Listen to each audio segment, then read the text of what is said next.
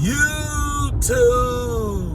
What's good, guys? It's your boy T, and I'm back again with another video from Fantasy Good Sports, guys. And today's video is going to be on 12 players that are skyrocketing up your rankings.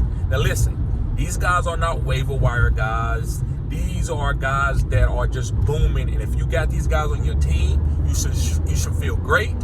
If you're going against these guys against another team in your playoffs, you should be okay. I gotta make sure that I got some really good studs to combat it.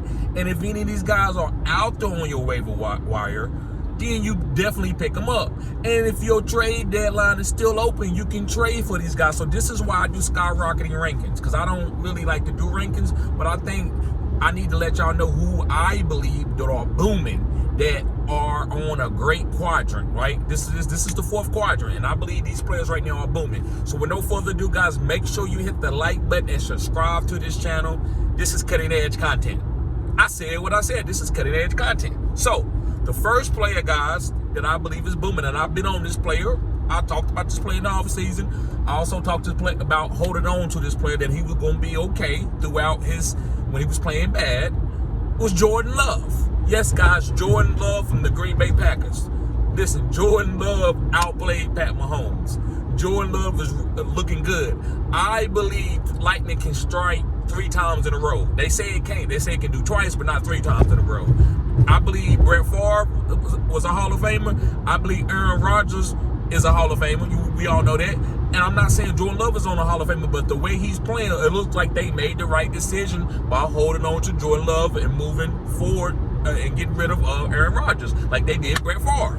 So I got to give Green Bay some credit. So guys, I love Jordan Love. If you got Jordan Love, I think he's going to be a top 5 quarterback remainder of the season. Moving on to my number 2 guy is Devon Achane. Devon Achane from the Miami Dolphins. Now listen, let me go and give my take on this of what I said in the beginning. I said I wasn't going to wait on Devon Achane because I didn't believe that they was going to use him in the fantasy football playoffs.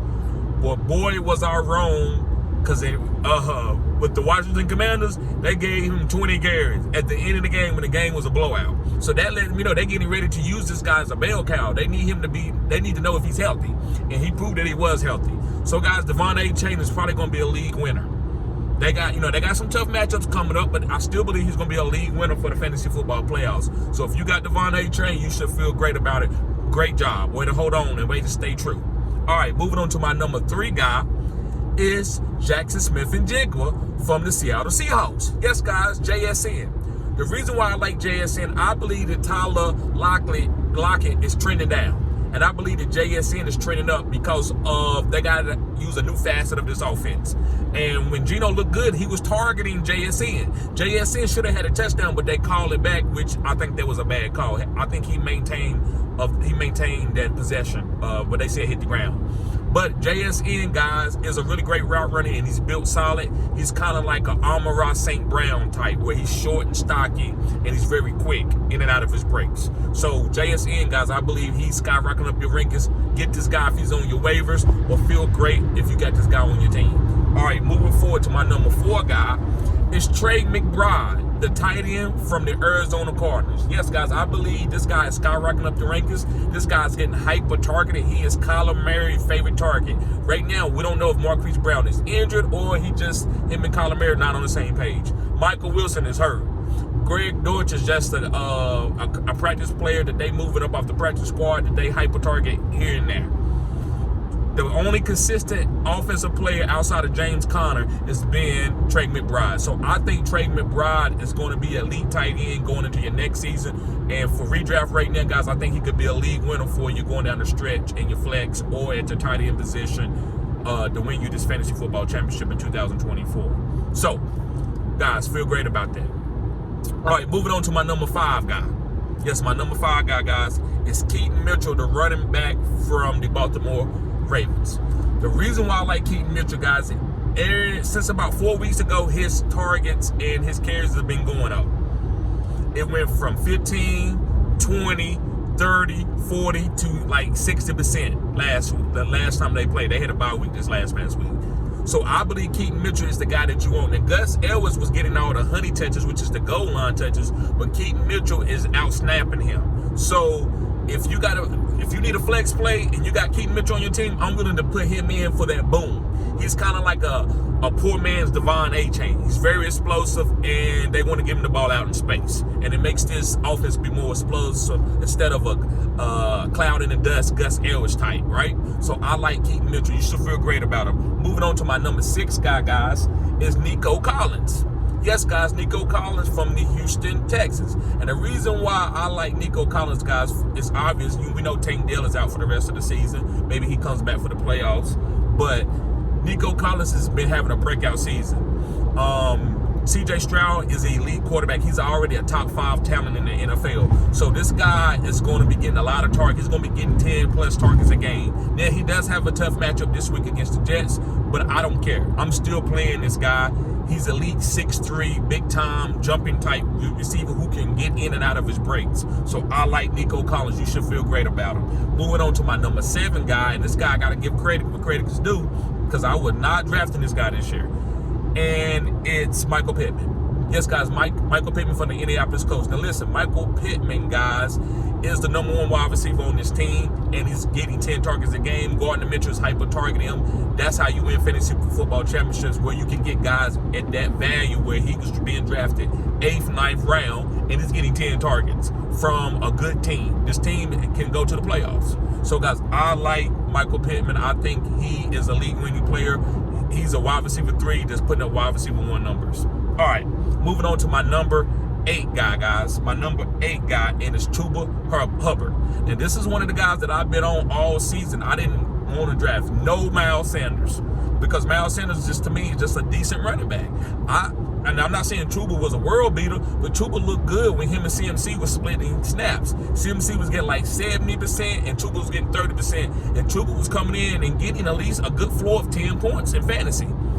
This year, I was like, you know what? They're going to end up giving him the full job, and they're going to downgrade Miles Sanders. I don't know why they gave Miles Sanders all that money. That's why that coach got fired, Frank Wright. So, Chuba Hubbard, guys, I believe you should put him in a flex or an RB2 and just let the chips fall. I think this guy has a lot of upside, and so I'm willing to play him.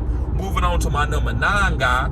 Thank God he started playing good. Thank God that they fired the offensive coordinator. It's James Cook.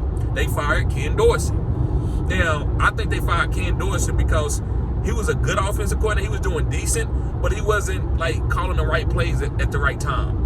Why was James Cook averaging 5 yards a carry, but y'all still lose, and he only had 12 carries?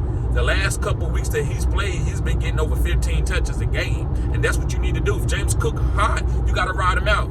I know he's a smaller running back, but what did you saving him for? Y'all might not even make the playoffs. So you got to use James Cook, and that's what's been happening with the new offensive coordinator. So I like James Cook. I'm putting him in as a flex play and as an RB2, just depending on my team build. Moving on, guys. We got 3 more guys to go. My number 10 guy is Elijah Moore. Yes, guys, Elijah Moore. Now, the only reason why I got Elijah Moore is he hasn't had a great fantasy game per se, but his targets has looked good with Joe Flacco, who they are great friends.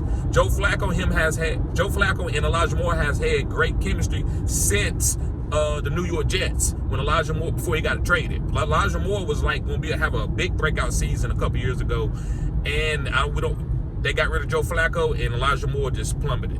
So now, if you look at the last couple games, Elijah Moore targets has been trending up. And you watch the game with him and Joe Flacco, he hyper-targeted Elijah Moore with Amari Cooper being out. So I like Elijah Moore only for the fact that there's no other weapons on this team that's on the outside with Amari Cooper being down than Elijah Moore. So he's going to get 10 targets. So I'm willing to play Elijah Moore as a flex play.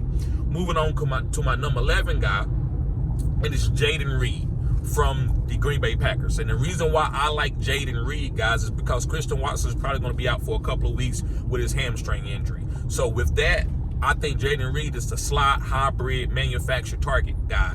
I wouldn't count on Romeo Doubs or Dartavius Wicks or any of those guys to be an alpha guy. I would count on Jaden Reed getting an uptick in targets since Christian Watson could be out, right? And with Aaron Jones being out. So I like Jaden Reed. He's on the way to be a really good rookie.